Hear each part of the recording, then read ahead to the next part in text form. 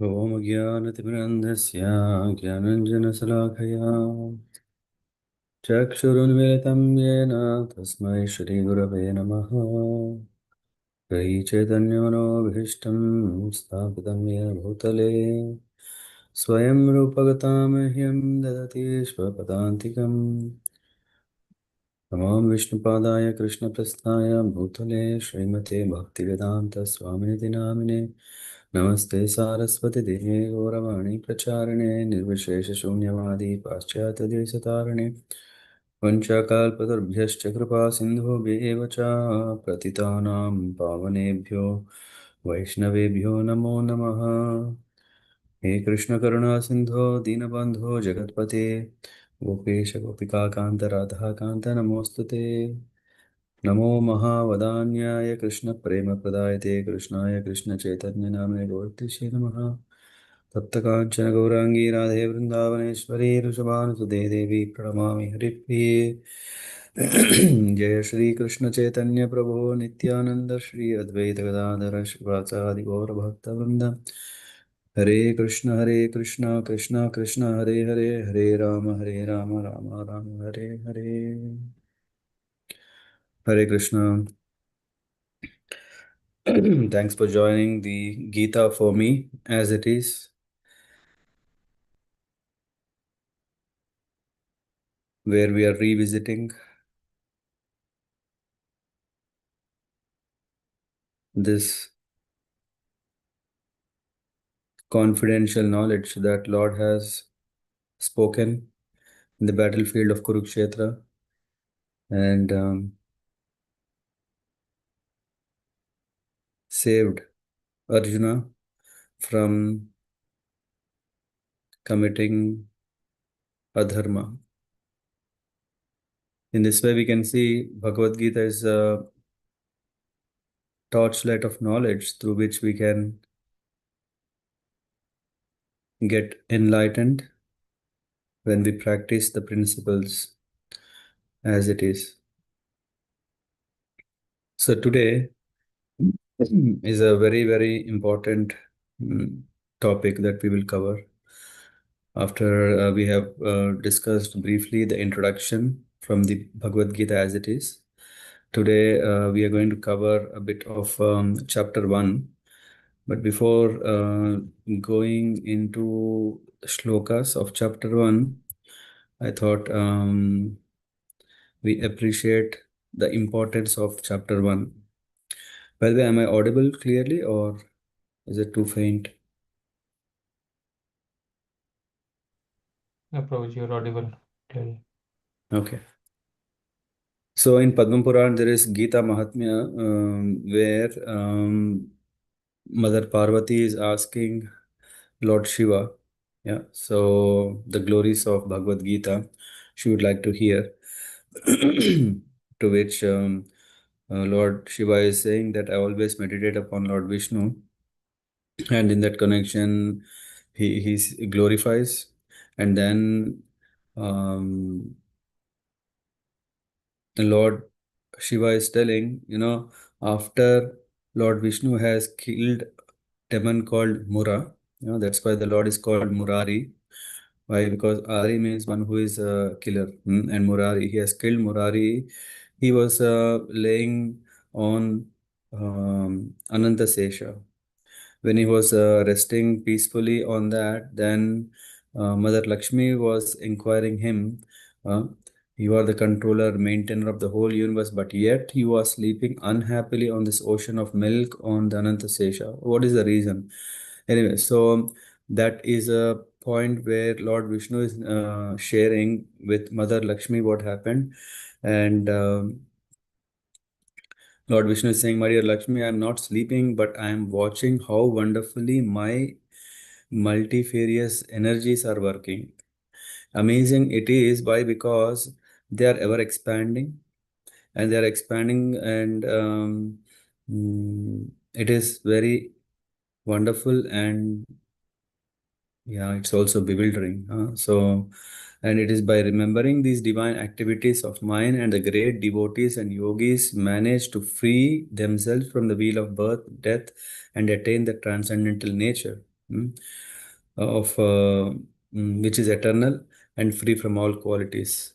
So while he was saying, and then Lakshmi is asking, "O controller of all things, you are the goal of meditation of great yogis. Nothing can go without you, and yet you are separate. You are the cause of creation, maintenance, and destruction of all material universes. Kindly inform me about working of your wonderful energies, which are so attractive that even you are lying here meditating upon them." And Lord Vishnu is further telling, my multifold energies, its workings, and how to become free from bond of birth and death and attain my eternal nature can only be understood by one who is having pure intelligence, who has an inclination to render service unto me. So one who has the uh, inclination, uti, towards serving the Lord. Only he is blessed by understanding this complex, sophisticated, multifold energies of the Lord, how these things work. This transcendental knowledge is fully explained in Srimad Bhagavad Gita. This is what Lord Krishna is saying. And Lakshmi Devi, she is inquiring, okay, uh, if you yourself are amazed by the workings of your energies and are ever trying to fathom their limits, then how is it possible that Bhagavad Gita can describe those unlimited energies, hmm, of you, and how to cross over them and attain the transcendental nature? When Mother Lakshmi here, she's asking, if you say everything is in Bhagavad Gita, but as you say, you're also saying that everything is ever expanding and changing, and it's so complex how it can be, how it is in Bhagavad Gita. And then Lord Vishnu is saying, hmm, I have manifested myself in the form of Bhagavad Gita. So it's not just Bhagavad Gita as the divine dialogue between Krishna and Arjuna in the battlefield for 18 days in yeah, as part of this Mahabharata Itihasa we have read, right? Oh no. So he's saying, please understand that first five chapters are my five heads. Next 10 chapters are my 10 arms. And then 16th chapter is my stomach. Then last two chapters, 17 and 18, are my lotus feet. In this way, you should understand the transcendental deity of the Bhagavad Gita. So that's why we see it's not sentimental practice that Bhagavad Gita is kept in altars. We see sometimes, and of course, it's properly wrapped in a holy cloth.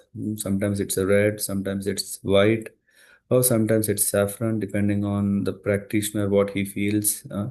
Bhagavad Gita can help him. Then in this way, Bhagavad Gita is also just like Bhagavatam, we know, is also a form of the Lord. Um, uh, when Sri Krishna is leaving from the planet, then he, at the end of Dwapar Yuga, has made Bhagavatam available, and he said, "This is a literal form of Lord in a written form." Yeah. So in this way, Bhagavad Gita and Bhagavatam, we can see these are uh, not non-different from the Lord. Bhagavad Gita is the destroyer of all sins, and that intelligent man who daily recites one chapter or even one shloka, one half shloka, or at least one quarter shloka will attain same position as Susharma had attained. Now, are you interested to know who is Susharma?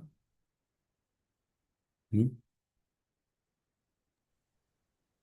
Yes, Swami. At least Mother Lakshmi asked. She was interested to know who was Susharma, what class did he belong to, and what destination did he attain.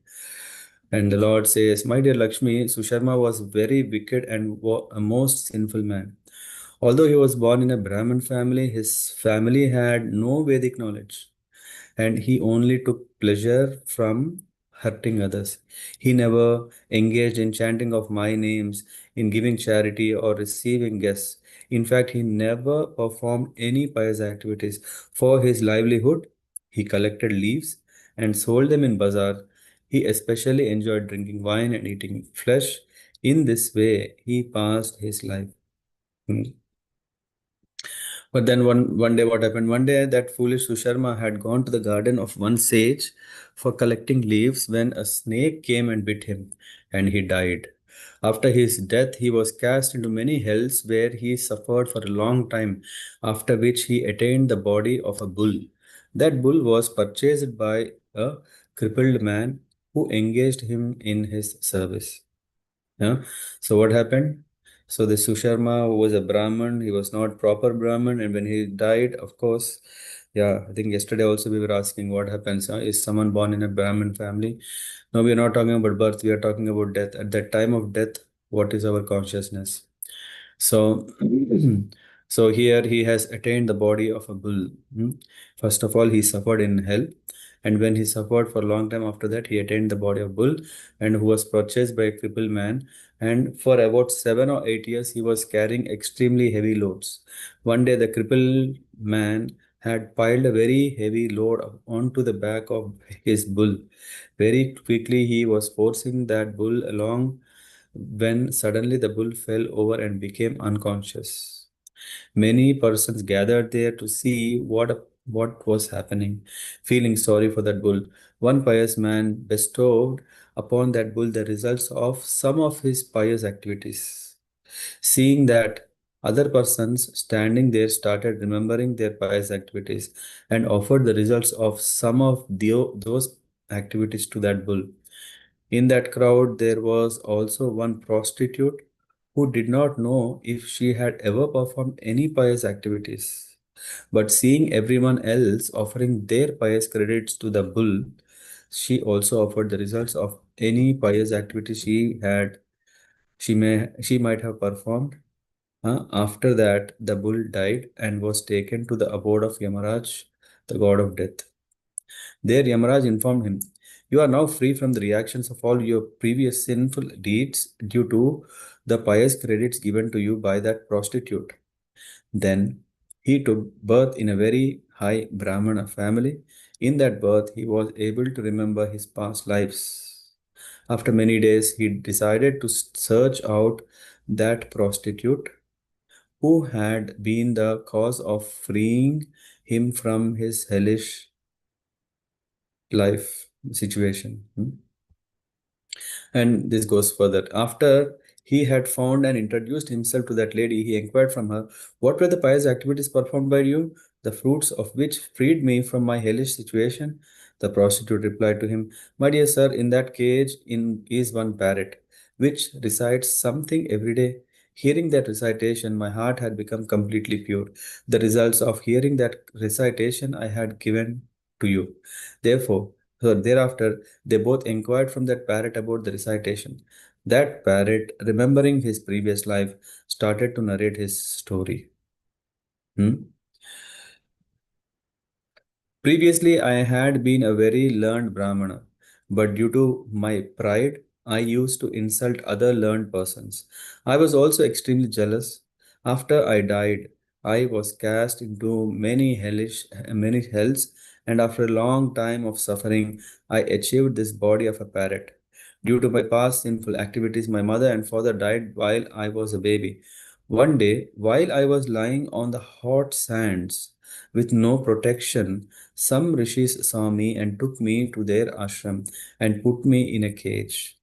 At that same place, the children of those rishis were learning the recitation of the first chapter of Srimad Bhagavad Gita. Hearing them repeat those shlokas, I also started repeating those shlokas along with them. Shortly after shortly after, one thief stole me from that place and sold me to this pious lady. Lord Vishnu continued, by reciting the first chapter of Bhagavad Gita, that parrot had become completely pure. And by hearing that recitation, that prostitute also became completely free, completely pure. And by receiving some of the pious results of hearing that recitation, Susharma also become completely pure. After discussing for some time the glories of the first chapter of Bhagavad Gita, Susharma returned to his home, and the three of them individually engaged in reciting the first chapter of Srimad Bhagavad Gita and very quickly attained the supreme destination Vaikuntha. Anyone who recites, who hears, or studies the first chapter of Bhagavad Gita will very easily cross over the ocean of material miseries and attain the service of the lotus feet of Lord Krishna. Hare Krishna. Okay, here with me. Yes, Prabhuji. Hmm. So we can understand, of course, Bhagavad Gita is transcendental, not just transcendental subject is discussed. The book itself is transcendental because it's no different from the Lord. And definitely by reading, by assimilating the teachings under the instructions of bona fide spiritual master, one advances successfully, can navigate through all these miseries of life. And in fact, the first chapter, let me start opening and project it. Okay, database. Okay, chapter 1.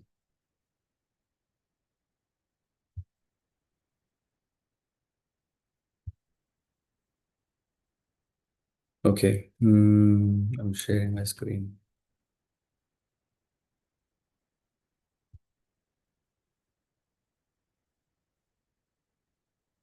Hey, Magori Mataji, you lifted your hand. Hare Krishna, Prabhuji. Is it audible, Prabhuji?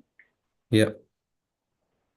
Yes, Prabhuji. Actually, so in this story, whatever you explained, thank you. It's very wonderful. But so you are saying that it is they transfer the pious activities, right? So, Yeah. but we also heard that everybody has their own karma. We can't share it.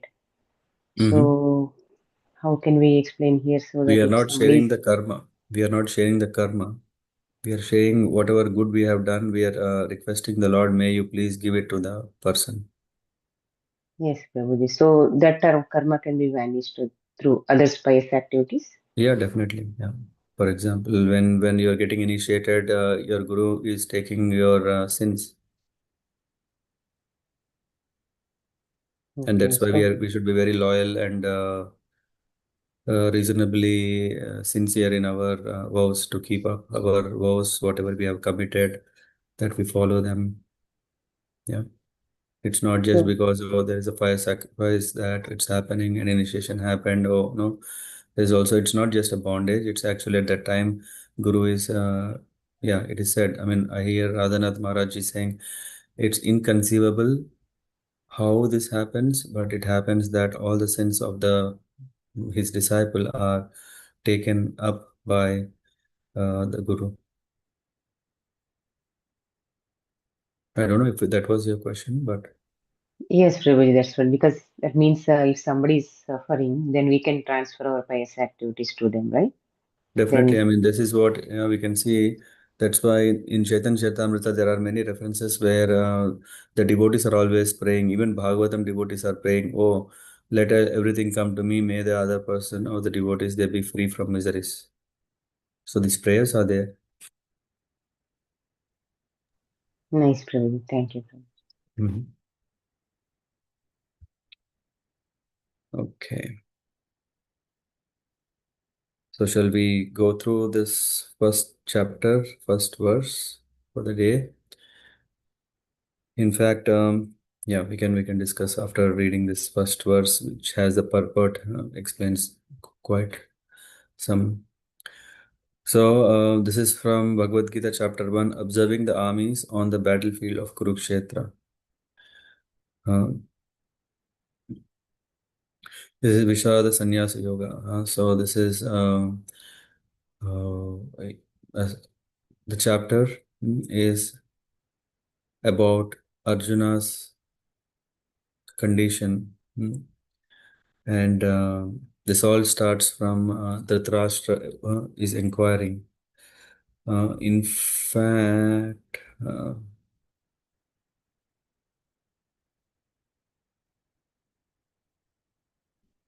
In fact, we are not reading the direct version of what Dhritarashtra is saying. If you are careful to understand, Dhritarashtra is asking Sanjaya, right? Parth Prabhu. Dhritarashtra is asking whom? He's asking Sanjaya. Yes, Prabhuji. Yeah. So, and this is narrated. When someone is saying, hey, this is what Dhritarashtra said, this is what Sanjaya said. So, there is a person who is actually telling, right? So, the one who is reciting, yeah, we will come to know later who is that person. So, but we can see what he is narrating here is the conversation between Dhritarashtra and Sanjaya, and who Sanjaya is in turn narrating what has happened in the battlefield of Kurukshetra between Krishna and Arjuna. Okay, let's start. Dhritarashtra उवाच धर्मक्षेत्रे कुरुक्षेत्रे समवेतायुत्सवः मामकः पाण्डवश्चैव किमकुर्वत Sanjaya. So Dhritarashtra said, O Sanjay, after my sons and the sons of Pandus assembled in the place of pilgrimage at Kurukshetra desiring to fight, what did they do? Yeah. So, shall we read the purport completely, or do you want to have the summary? What you prefer?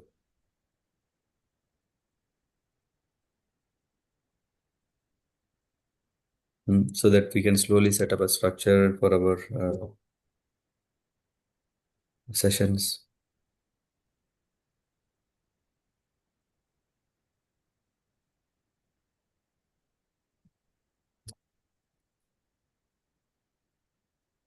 Silence. Yeah, Prabhuji, we can at least to fill the class, so we can read the purport. Mm-hmm. Okay. Yeah, maybe then you can start and we go in turns quickly. Okay. Shall I read? Yeah. Mhm.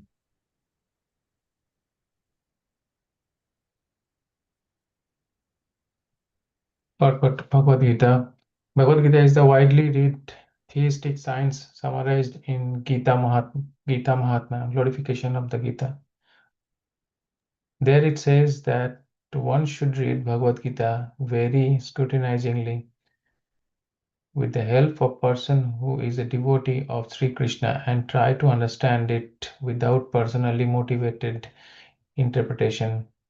The example of clear understanding is there in the Bhagavad Gita itself, in the way the teaching is understood by Arjuna, who heard the Gita directly from the Lord. If someone is fortunate enough to understand the Bhagavad Gita in that time of disciplic succession without motivated interpretation, then he surpasses all studies of Vedic wisdom and all scriptures of the world. One will find in Bhagavad Gita all that is contained in other scriptures, but the reader will also find things which are not to be found elsewhere. That is the specific standard of Gita. It is the perfect theistic science because it is directly spoken by the Supreme Personality of Godhead, Lord Sri Krishna. The topic discussed by Dhritarashtra and Sanjaya, as described in the Mahabharata, from the basic principle for this great philosophy. It is understood that this philosophy evolved on the battlefield of Kurukshetra, which is a sacred place of pilgrimage from the immemorial time of Vedic age. It was spoken by the Lord when he was present personally on the planet for the guidance of mankind. The word Yep. dharma. Maybe. Yeah. We pause. So here we already are saying what is it about the first chapter is I mean from Gita Mahatmya. It is a very important book. There is it says one as per this is saying that one should scrutinizingly study with the help of a devotee of Krishna without personal mortification or without personally motivated interpretations. Yeah. and in the line of disciplic succession. So this is first thing. Yeah. So which means it's not like how sometimes we see, right? There are so many yoga studios in every corner of the town, and not every yoga studio will mm, give the best result. One should approach that which is authentic. Just like in Kerala, there might be so many Ayurvedic centers. Some are for recreation, some are for business, but only very few are there which are really service oriented, which are mm, following uh, traditions, what do you call family lineage on of how to treat or offer services. So in this way, we can't just generalize saying everything is same. And even to receive Bhagavad Gita, there's this how we say study how to study Bhagavad Gita. It's not just a book where okay, I take a book, read myself, and I make everything understand myself. No, it's not possible. It's need a thorough scrutinizingly um, to be studied. And then when we are saying study, it's not self-study. It is under the direction of a devotee of Krishna. And while he's saying one should not be still um, interpreting in his own way, but rather one asks, inquires submissively, and understand it thoroughly. This is what, and the example given here is Arjuna is doing the same thing. He was teaching Arjuna, heard Bhagavad Gita from Krishna, and he asked. He didn't just blindly accept it.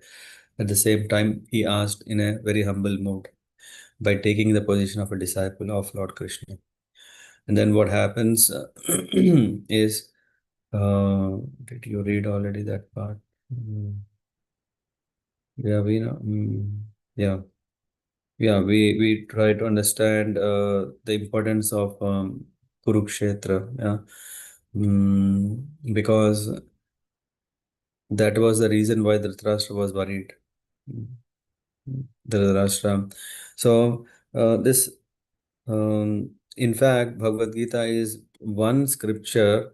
mm, It is said it contains all that is contained in other scriptures, but also contains more than mm, elsewhere. This is covered. This it's not. That's why it's a an perfect scripture. So if one can make his life Gita life, yeah. So based on teachings of Gita, then the life is successful. Why it is so special? First of all, we see what is happening. Dhritarashtra is inquiring. Um, Maybe someone else can read this part. Of course, we may not go through the entire purport word by word, but we will catch up a part of it. Krishna Guruji. Yeah, I can Mhm. conclude. The word Dharma Kshetra, a place where religious rituals are performed, is significant because on the battlefield of Kurukshetra, the Supreme Personality of Godhead was present on the side of Arjuna. Dhritarashtra, the father of the Kurus, was highly doubtful about the possibility of his son's ultimate victory. In his doubt, he inquired from his secretary Sanjaya, what did they do? He was confident that both his sons and the sons of his younger brother Pandu were assembled in the field of Kurukshetra for a determined engagement of the war. Still, his inquiry is significant. He did not want a compromise between the cousins and brothers, and he wanted to be sure of the fate of his sons on the battlefield.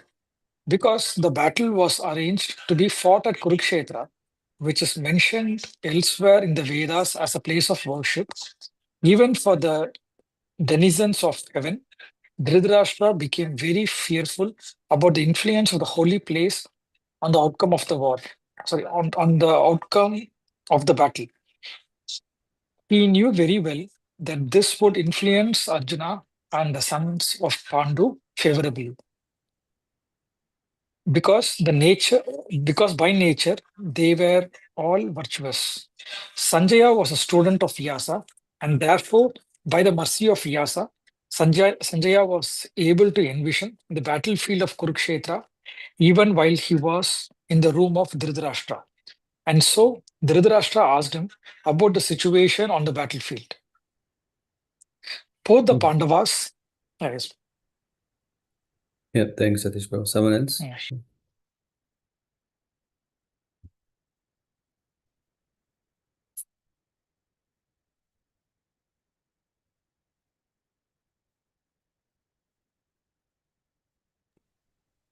Hare Krishna, I can continue.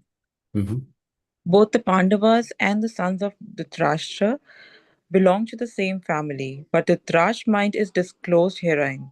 He deliberately claimed only his sons as Kurus, and he separated the sons of Pandu from the family of heritage. One can thus understand the specific position of Dhritarashtra in his relationship with his nephews, the sons of Pandu. As in the paddy field, the unnecessary plants are taken out, so it is expected from the very beginning of these topics that in the religious field of Kurukshetra, where the father of religion, Sri Krishna, was present, the unwanted plants like the Dhritarashtra's son Duryodhan and others would be wiped out, and the thoroughly religious persons headed by Yudhishthir would be established by the Lord.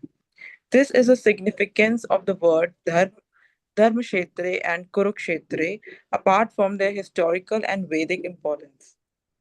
Yep, thank you, Pratima Devi.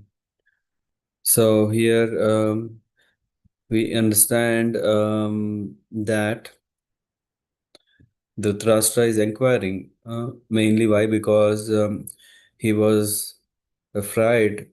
Why? Because the place chosen for this battle was Kurukshetra, and Kurukshetra is a land of righteousness, Dharmakshetra, and this special place. I mean, yeah, you can check, but this place is not an ordinary place.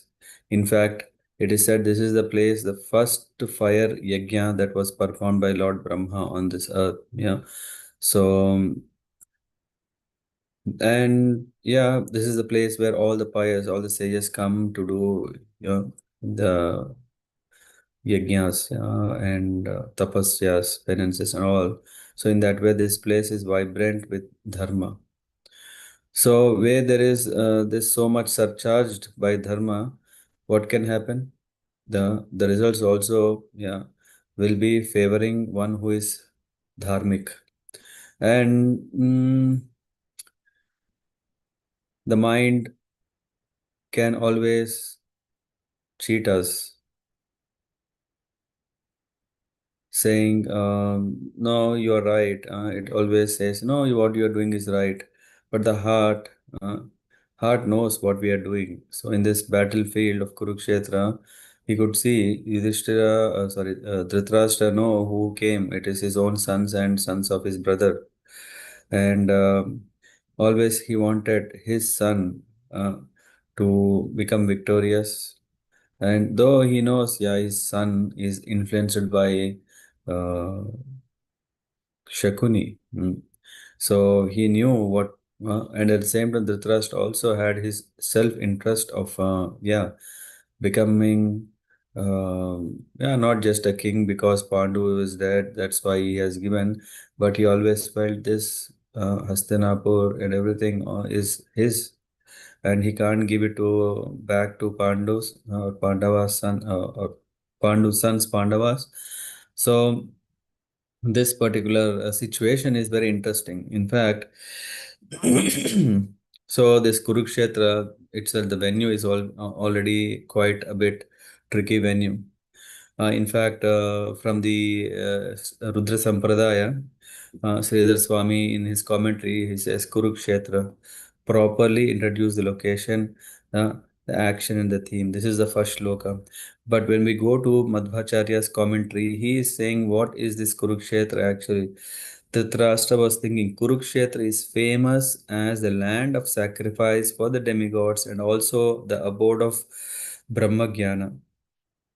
he was worried that under the potent influence of Kurukshetra's righteous land, his sons would have decided to return half of the kingdom back unto sons of Pandu now, being free from all jealousies. Or is it that the sons of Pandu, fearing that the destruction of destiny is an unrighteous act in a holy place like Kurukshetra, and have decided that it's best to retire to forest and live as renunciants? These are the thoughts what were going in Dhritarashtra's mind. Might be that because it's a pure land, yeah, we know when one is in a holy place, yeah, we keep aside a bit of our dirty thoughts. So maybe uh, Kauravas would have said, okay, let us, why to fight in this holy place? Let's settle half. You take half land, I take half land. No, Dhritarashtra didn't wanted that. He want everything. In fact, what Duryodhan was asking, it is the reflections of actually Dhritarashtra. So, and because this is such a holy place and the Pandavas are already saintly, maybe they say, okay, no, no, let's peace. And yeah, they are ready to uh, renounce everything. So, what has happened? That is his question. Hmm. By addressing Sanjaya, Dhritarashtra means that by the mercy of Krishna, Dvaipa, and Vas, Sanjaya has become free from attachment and aversion, and thus he will certainly speak the truth. So, by using the word Mamaka and Pandava in referring to his sons and the sons of Pandu indicates disparity. He is already saying, hey, he could have asked, hey, tell me what my sons are doing in the battlefield. Or he can say, uh, mm, better not to separately ask. And then in this way, um, Kshetra also means field of cultivation. Kshetra, the field.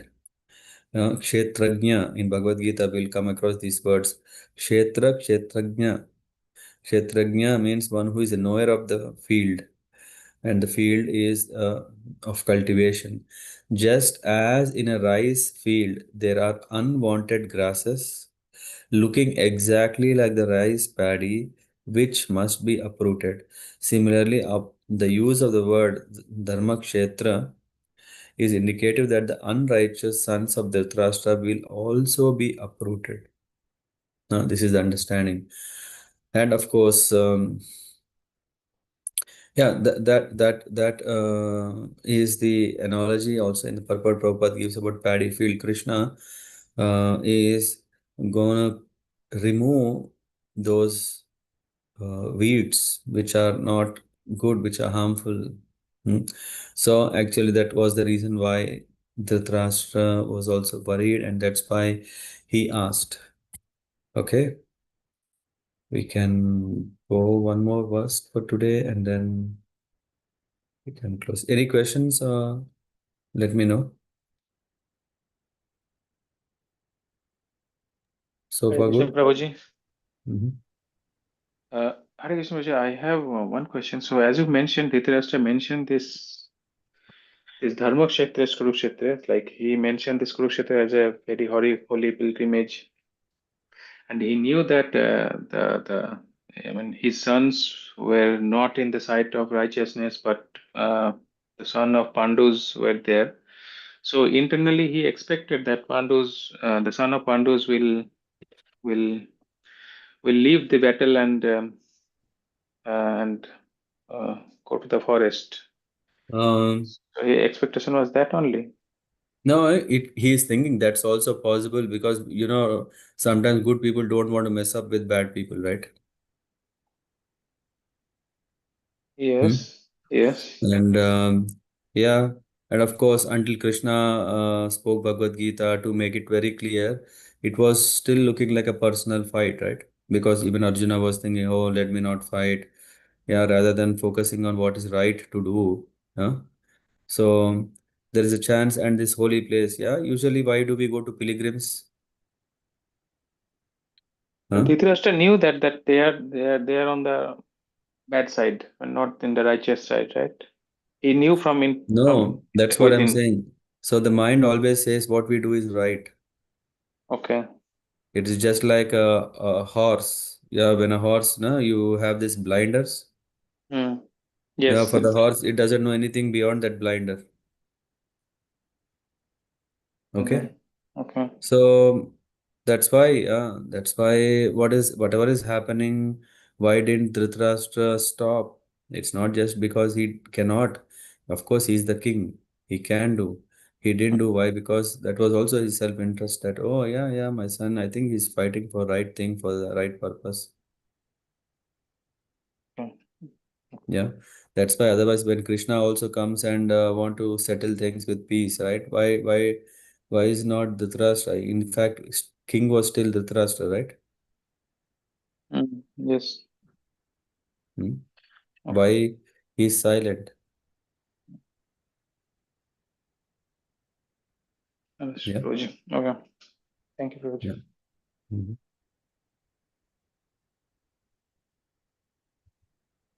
Okay. Then we go to the next.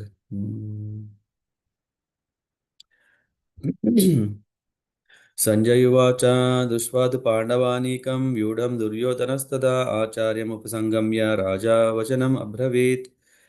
Hmm. Sanjay said, O king, after looking over the army arranged in military formation by the sons of Pandu, King Duryodhana went to his teacher and spoke the following words. Yes, so Sanjay is now picturizing what is happening there to Dhritarashtra from here on. So all this until the 18th chapter, it's all what Sanjay is saying, what is happening. Okay, who want to read this?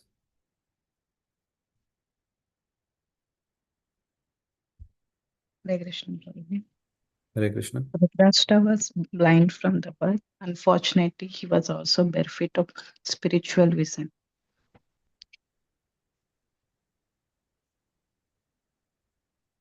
He knew very well that his sons was equally blind in the matter of religion, and he was sure that they could never reach any understanding with the Pandavas, who were all pious since birth.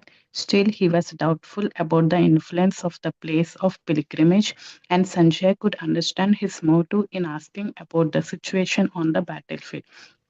Sanjaya wanted, therefore, to encourage the despotent king and thus assure him that his sons were not going to make any sort of compromise under the influence of the holy place. Sanjaya therefore informed the king that his son Duryodhana, after seeing the military force of the Pandavas, at once went to the commander in the chief Dronacharya to inform of the real position. Although Duryodhana is mentioned as a king, he still had to go to the commander on account of the seriousness of the situation. He was therefore quite fit to be the politician, but Duryodhana, diplomatic Venner, could not discuss the fear he felt when he saw the military arrangement of the Pandavas. Mm-hmm. Yeah. We go to this verse and then we will summarize these two. पश्यैतां पाण्डुपुत्राणाम् आचार्यं महतीं चमूं व्यूढं द्रुपदपुत्रेण तव शिष्येन धीमता.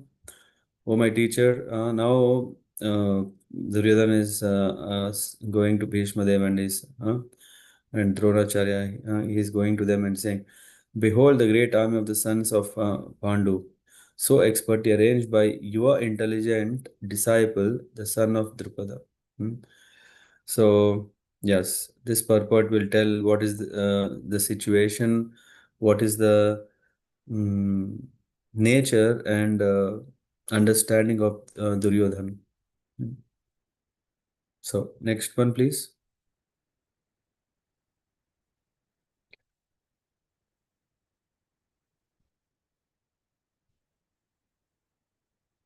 Who is there? Yeah, maybe Hemagori Mataji.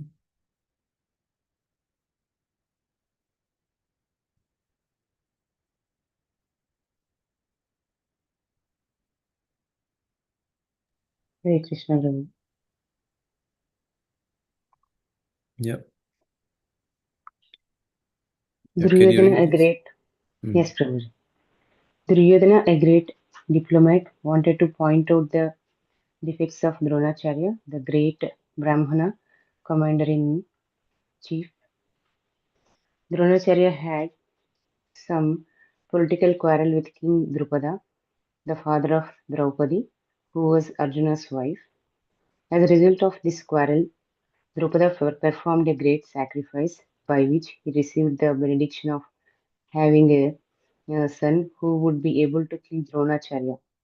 Dronacharya knew this perfectly well, and yet, as a liberal Brahmana, he did not hesitate to impart all his military secrets when the son of Drupada. When the son of Drupada, Drishtadyumna was entrusted to him for a military education. Now, on the battlefield of Kurukshetra, Drishtadyumna took the side of the Pandavas, and it was he who arranged for their military phal- phalanx. After having learned the art from Dronacharya, Duryodhana pointed out this mistake of Dronacharya's so that he might be alert and uncompromising in the fighting.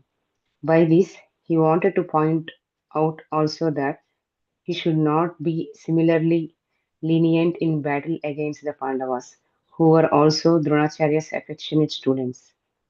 Arjuna, especially, was his most affectionate and brilliant student. Duryodhana also wanted that such leniency in the fight would lead to defeat. Also warned. Sorry, Professor. Duryodhana also warned that such leniency in the fight would lead to defeat. Yeah, thank you.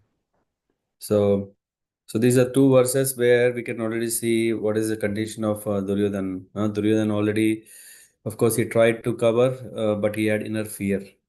Why this inner fear? Because, yeah, he was trying to diplomatically handle the situation. He approached the commander-in-chief, and the first thing he said is, you know, um, um, Dronacharya is saying, hey, be careful, yeah. Why? Because the same student whom you taught everything, of course, the son of your enemy, he's on the other side. He's reminding that so that he becomes more, uh, yeah, revengeful. Yeah, oh, this is an opportunity. Let me satisfy my revenge. No, Dronacharya was a Brahmana, liberal, and then he didn't take it so serious. But Duryodhan wanted to do this. In fact, he was saying, imparting all the military secrets that you have are in the hands of Drupada's son, Drishtadyumna. And in fact, Drupada, who felt insulted, yeah, he did tapasya and begot the son who can kill you. Remember all these things. He's warning that don't become lenient even with Pandavas. At that time, you were liberal. You taught everything to Drishtadyumna, and you know what now? He's fighting against you. Now, again, with your affection or whatever, if you are again lenient with Pandavas, what may happen? They will win. And Duryodhan at no cost wanted this to happen. So for that, even he is ready to break the etiquette of how to respectfully talk to his guru. Dronacharya was his guru, but he didn't. He didn't pay any heed, and he was warning in a way. Yeah, at least now be careful. Okay, so we'll stop here. Yeah, but that sets us to understand what is the mindset of Dhritarashtra, what is the mindset of Duryodhana. Of course, this we will read next Sunday also. What kind of mindset due to which, yeah, because with one verse of Sanjaya, we may say, no, benefit of doubt. Maybe Duryodhana is not really thinking like that. In the next following verses till 11th verse, we can see how things are when he is talking to others. Okay, thank you very much. Yep, vanchakalpatarabhyascha kripa sindhubhyev cha patitanam pavanebhyo vaishnavebhyo namo namaha. Srila Prabhupada ki jai. Jai Gaura Premanand. Hare Krishna.